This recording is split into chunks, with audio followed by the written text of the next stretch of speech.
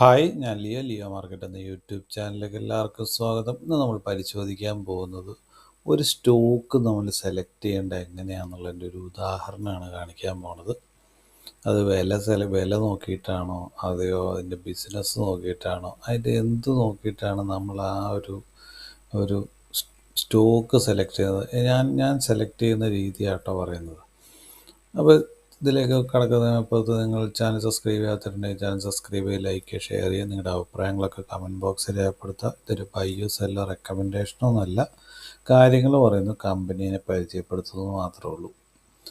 അപ്പോൾ നമുക്ക് വീഡിയോയിലേക്ക് കിടക്കാം. അപ്പോൾ നമ്മളൊരു സ്റ്റോക്ക് സെലക്ട് ചെയ്യുമ്പോൾ ഭൂരിപക്ഷം ആൾക്കാരും നോക്കുന്നത്, സാധാരണക്കാർ ഭൂരിപക്ഷം ആൾക്കാരും നോക്കുന്നത് എന്താണ്? അതിൻ്റെ വില തന്നെയല്ല നോക്കുന്നത്. പക്ഷേ പ്രത്യേകിച്ച് ലോങ് ടൈംകാർ ആണ് ഇതിൻ്റെ അകത്ത് ഏറ്റവും കൂടുതൽ ഇമ്പോർട്ടൻ്റ് ആയിട്ട് ശ്രദ്ധിക്കേണ്ടത്. ലോങ് ടൈമിലേക്ക് ഒരു സ്റ്റോക്ക് ട്രേഡിങ്ങിന് എടുക്കുന്നത് അങ്ങനെയല്ല, അതിൻ്റെ ടെക്നിക്കലും ലെവലുകളും നോക്കിയിട്ട് തന്നെ എടുക്കേണ്ടത്. പക്ഷേ ഒരു ലോങ് ടൈം ഇൻവെസ്റ്റർ എന്ന് പറയുമ്പോൾ തന്നെ അതിൻ്റെ സ്റ്റോക്ക് സെലക്ഷൻ എങ്ങനെയായിരിക്കണം? അതിൻ്റെ ബിസിനസ് നോക്കിയിട്ടാണ് സെലക്ട് ചെയ്യേണ്ടത്. അപ്പോൾ ബിസിനസ് നോക്കിയിട്ട് സെലക്ട് ചെയ്യുകയെന്ന് വെച്ചാൽ എന്താണ്? അതിന് ഇനി ഒരു വളർച്ചാ സാധ്യതയുണ്ടോ? അടുത്തൊരു 10, 20, 30, 40 കൊല്ലത്തേക്ക് അതിന് ഒരുപാട് വളരാനുള്ള സ്പേസ് ഉണ്ടോ? അതിൻ്റെ ബിസിനസ് പുതിയതായിട്ട് കൂട്ടിയാണോ ഇതുവരെയുള്ള കാലഘട്ടത്തിൽ വന്നേക്കണത്? അതോ ആ ഒരു ആദ്യകാലത്തെ തുടങ്ങിയ ബിസിനസ് തന്നെയാണ് ഇപ്പോഴും കൊണ്ട് നടക്കുന്നത്? അവരെപ്പോഴും ഒരു വളർച്ച, അതിൻ്റെ ഒരു നെക്സ്റ്റ് ലെവലിലേക്ക് പോണ കമ്പനി എപ്പോഴും തന്നെ അവരുടെ ബിസിനസ് പുതിയ ഓപ്പർച്യൂണിറ്റികളിലേക്ക് വളർന്നു വരിക, അവരുടെ കപ്പാസിറ്റി കൂട്ടൽ, പിന്നെ അവർ പുതിയ സെഗ്മെൻറ്റിലേക്ക് കടക്കൽ, അങ്ങനെ ഓരോ ഏരിയ വളർത്തിക്കൊണ്ട് വരും. അപ്പോൾ ആ ഓരോ ഏരിയ ഓരോ നിശ്ചിത കാലഘട്ടം കഴിയുന്തോറും അവർ പുതിയ ഏരിയയിലേക്ക് കടന്ന് വരുമ്പോഴാണ് കമ്പനി വളർന്ന് ഒരു നെക്സ്റ്റ് വലിയൊരു കമ്പനിയായിട്ട് വരാൻ.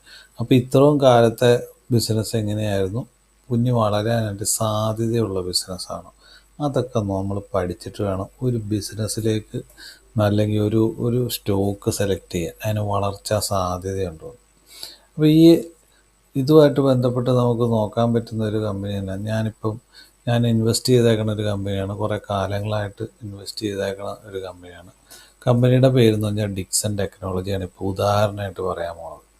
അപ്പോൾ ഈ ഒരു ബിസിനസ് എന്ന് പറയുമ്പോഴത്തേന് ഇലക്ട്രോണിക്സ് മാനുഫാക്ചറിങ്ങുമായിട്ട് ബന്ധപ്പെട്ട് കിടക്കുന്ന ഒരു കമ്പനിയാണ്. അപ്പോൾ കോൺട്രാക്ട് മാനുഫാക്ചറാണ്. ഈ കോൺട്രാക്ട് മാനുഫാക്ചർ എന്ന് പറയുമ്പോഴത്തേന് അതിന് ഒരുപാട് ഓപ്പർച്യൂണിറ്റികൾ ഇന്ത്യയിൽ കിടപ്പില്ലേ? എന്തൊക്കെ ഓപ്പർച്യൂണിറ്റികൾ? ഇന്ത്യയിലാണ് ഈ ഇലക്ട്രോണിക്സുമായിട്ട് ബന്ധപ്പെട്ട് വലിയൊരു കയറ്റുമതിക്ക് പ്ലാൻ ചെയ്യുന്നൊരു അങ്ങനത്തെ ഒരു ഏരിയ കിടക്കുന്നു. പിന്നെ ഒരുപാട് PLI സ്കീം വഴിയും അതിന് കൂടുതൽ അതിൻ്റെ വളർച്ചേനെ ഇതാക്കിക്കൊണ്ടിരിക്കുകയാണ്. അപ്പോൾ അങ്ങനെയുള്ള ഓരോ കൊടുക്കുമ്പോഴത്തേനും അതിന് വളരാനായിട്ട് സ്പേസ് കൊടുത്തേക്കുക. അപ്പോൾ ഇങ്ങനത്തെയുള്ള അവസരങ്ങളിൽ നമ്മൾ നോക്കേണ്ടത് അതിൻ്റെ ബിസിനസ് ഇനി അതിനായിട്ട് അങ്ങനത്തെ ഒരു അന്തരീക്ഷമാണ് ഇപ്പോൾ ഉള്ളത്.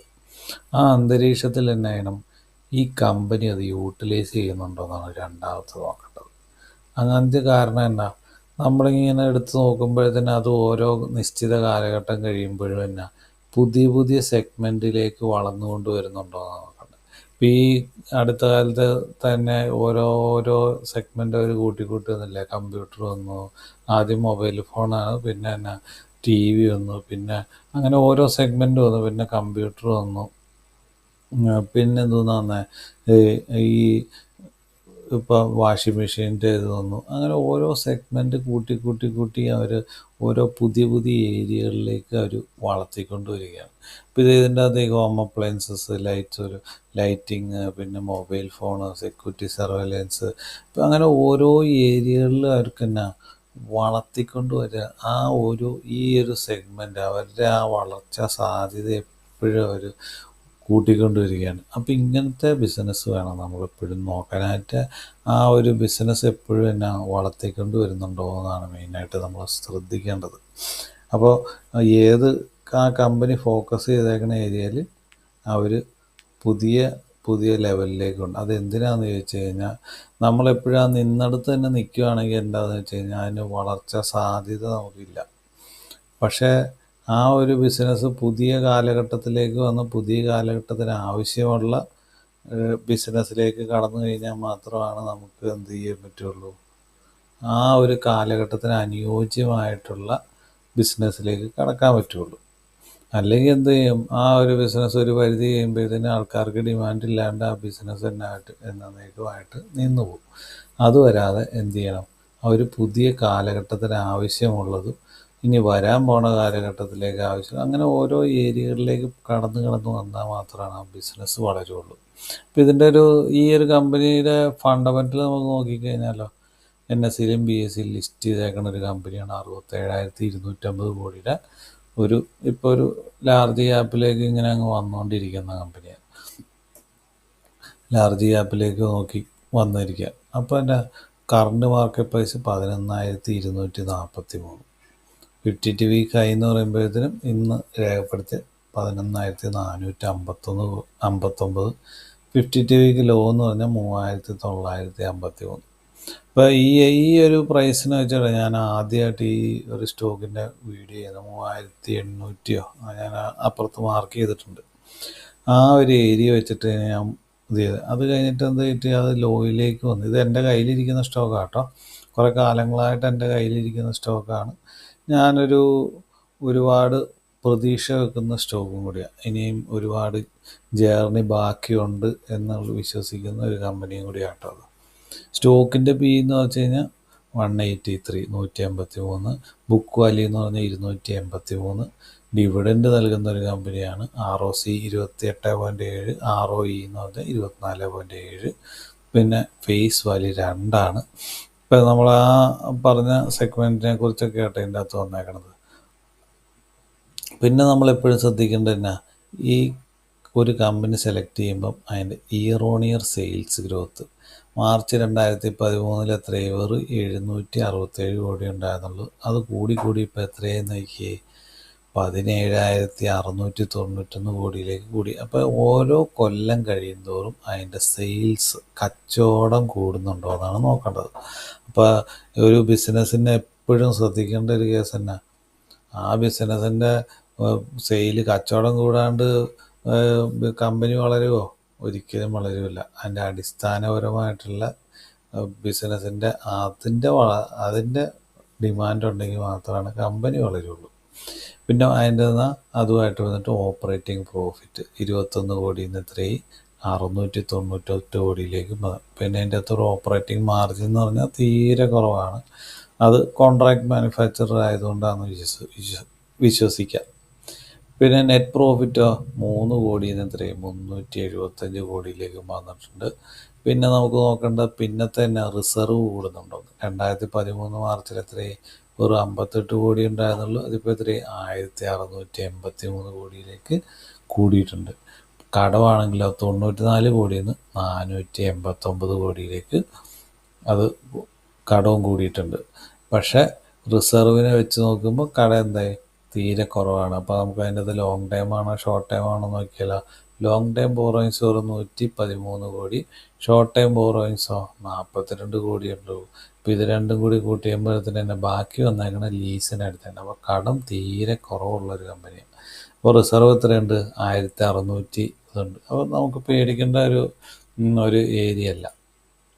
പിന്നെ നമുക്ക് താഴത്തേക്ക് നോക്കുമ്പോൾ പ്രൊമോട്ടറുടെ ഷെയർ ഹോൾഡിങ് എത്രയും 33.4. അപ്പം പ്രൊമോട്ടർക്ക് ഒരു 50 മുകളിലേക്ക് വന്നാലല്ലേ നല്ലത്. അതെ, പക്ഷേ ഇതിൻ്റെ അകത്ത് 33.4 ഉള്ളൂ. പക്ഷേ FISൻ്റെ പൊസിഷൻ നോക്കി 17.85, DISനോ 27.09. അപ്പോൾ FISന് DIS പ്രൊമോട്ടറിന് കുറവാണെങ്കിലും FISനും DISനും ഈ കമ്പനിയിൽ തന്നെ നല്ല വിശ്വാസമുണ്ട്. ഭാവിയിൽ ഒരുപാട് വളർച്ച സാധ്യത ഉള്ളതുകൊണ്ടായിരിക്കുമല്ലോ അവർ വാങ്ങിച്ചു കൂട്ടുന്നത്. അതിൻ്റെ കാരണം ഓരോ കാലഘട്ടം കഴിയുന്നവരും അവർ അതിൻ്റെ സ്ട്രൈക്ക് കൂട്ടിക്കൊണ്ടിരിക്കുകയാണ് ചെയ്തത്. അപ്പോൾ ഇതിൻ്റെ ഫണ്ടമെൻ്റലായിട്ടുള്ള ഇതിൻ്റെ ലെവലുകളൊക്കെ നോക്കിക്കഴിഞ്ഞാലോ, ഇത് മന്ത്ലി ചാർട്ടാട്ടോ.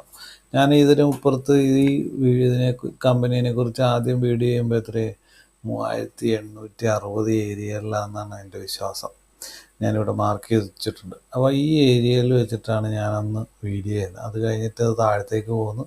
2600 ഏരിയയിൽ വെച്ചിട്ട് അന്നും ഒരു വീഡിയോ ചെയ്തിട്ടുണ്ടെന്നാണ് എൻ്റെ വിശ്വാസം.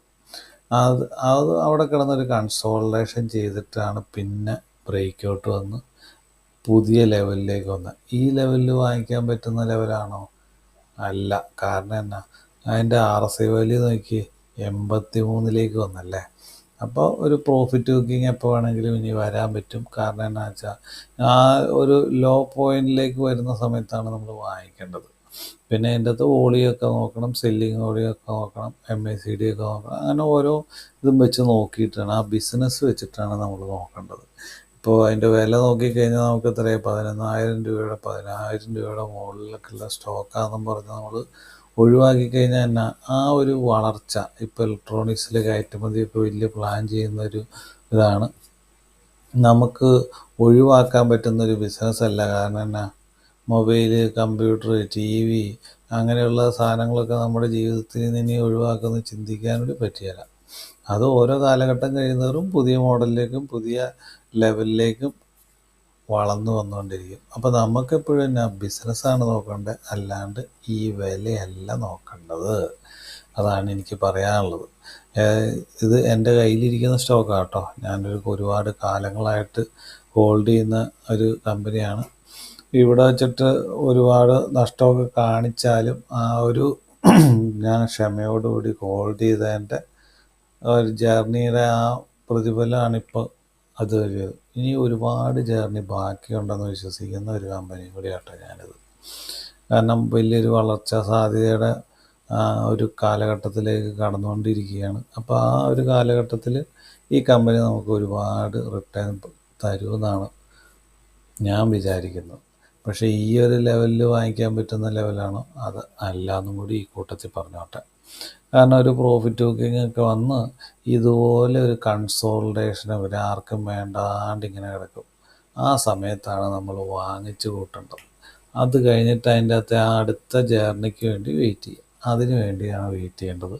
അപ്പോൾ അതിനിപ്പുറത്ത് തന്നെ ചെയ്യണം, ഇതുപോലെയുള്ള ജേർണിയുടെ സമയത്ത് എന്ത് ചെയ്യണം, ഈ കമ്പനീനെ കുറിച്ച് നമ്മൾ പഠിച്ചു വെക്കുക. പഠിച്ചു വെച്ചിട്ട് നമുക്ക് വിശ്വാസമുണ്ടോ ആ കമ്പനിയിൽ, ആ ബിസിനസ്സിൽ വിശ്വാസമുണ്ടോ എന്ന് നോക്കുകയാണ് ചെയ്യേണ്ടത്.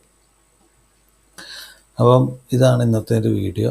കാരണം ഞാനിപ്പോൾ മൊത്തത്തിൽ പറഞ്ഞതിൻ്റെ ഒരു കേസ് എന്താണെന്ന് വെച്ച് കഴിഞ്ഞാൽ, കമ്പനിയുടെ വിലയല്ല നോക്കേണ്ട, കമ്പനിയുടെ ബിസിനസ്സിൻ്റെ ക്വാളിറ്റി, വളരാനുള്ള സ്പേസ്, അതിനെക്കുറിച്ചാണ് പഠിക്കേണ്ടത്. പിന്നെ ഓരോ കാലഘട്ടത്തിലും അവർ പുതിയ പുതിയ ബിസിനസ്സിലേക്ക് കടക്കുന്നുണ്ടോ എന്നും കൂടി, അവരുടെ വളർച്ച ഏത് വിധത്തിലാണ് പോണത്, അവർ ഭാവിയിലേക്ക് എന്താണ് പ്ലാൻ ചെയ്യുന്നത്, അങ്ങനെയുള്ള കാര്യങ്ങൾ നമ്മളെപ്പോഴും ഫോളോ ചെയ്ത് ആ കൂടത്തിൽ തന്നെ പോയാൽ മാത്രമേ ഒരു ബിസിനസ്സും അതിൻ്റെ കൂടെ തന്നെ ഈ ഷെയർ മാർക്കറ്റ് എന്ന് പറഞ്ഞ ലോങ് ടൈമിലേക്ക് നമുക്ക് വിജയിപ്പിച്ച് കൊണ്ടുവരാനും പറ്റുള്ളൂ എന്നും പറഞ്ഞിട്ട് വീഡിയോ നിർത്തുന്നു. ഇതൊരു ബയ്യർ സെല്ലർ റെക്കമെൻഡേഷനൊന്നുമല്ല, കാര്യങ്ങൾ പറഞ്ഞു കമ്പനീനെ പരിചയപ്പെടുത്തിയെന്ന് മാത്രമേ ഉള്ളൂ.